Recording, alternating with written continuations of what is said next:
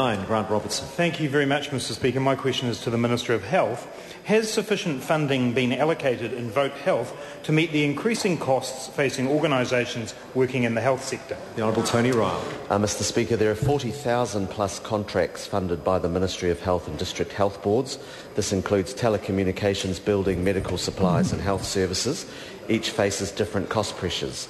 However, I do know that Vote Health has once again been the biggest recipient of new money from the budget, and that money is flowing through the Ministry of Health and District Health Boards to other providers who they contract with.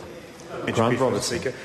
Given previous answers by the Minister last week, can he confirm that the funding allocated in Budget 2011 to District Health Boards does not meet inflation costs in the health sector? The Honourable Tony Ryle. Mr Speaker, that's too early to give a definitive answer to that question because District Health Boards will receive additional funding through the year related to various projects and contracts. Grant Robertson. Has he read the headline in the Bay of Plenty Times, Health Services on the Brink, that shows that agencies such as Arthritis New Zealand are unable to provide services in his own community? The Honourable Tony Ryle. Mr Speaker, yes, I did read those articles in the Bay of Plenty Times, and if the member was really wanting to give the full story, he would draw to the fact that the Bay of Plenty District Health Board does not support the service that he was quoted from.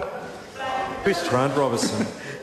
Is he aware that the cost pressure funding provided in the budget is insufficient, such that mental health and addiction providers in the Northland, Auckland and Waitemata DHBs have been told that they will get no funding at all to meet greatly increased service costs? The Honourable Tony Ryle.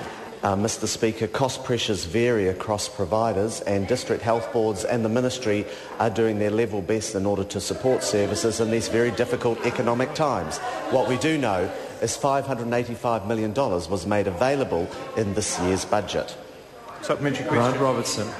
What is his response to Access Home Health Chief Executive Graham Titcombe, who said their funding is not enough to meet inflation and that carers were leaving their jobs because they could not afford petrol costs? The Honourable Tony Ryle.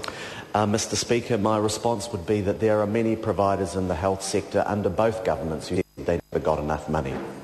Question. Order, Mr. Speaker. Big partners. Point of order. Point of order. I seek leave of the House to table a letter signed by the Chief Executives of the Northland, Waitemata, Auckland and Counties Manukau District Health Boards dated the 10th of June that says that cost pressure funding is insufficient to be able to provide any increase in funding for the mental health and addiction NGOs. Leave is sought to table that document. Is there any objection? There is no objection. Question number 10, Kevin Haig. Thank you, Mr Speaker.